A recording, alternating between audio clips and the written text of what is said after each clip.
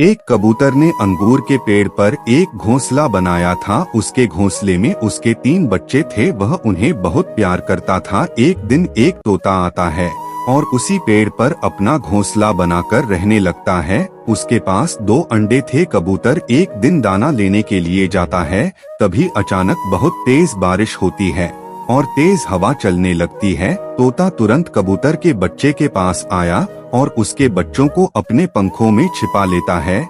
लेकिन तेज हवा से कबूतर का घोंसला और अंडे जमीन पर गिरकर फूट जाते हैं। जब कबूतर वापस आता है तो तोता सारी बात बताता है। कबूतर को तोता के लिए बहुत बुरा लगता है और रोने लगता है।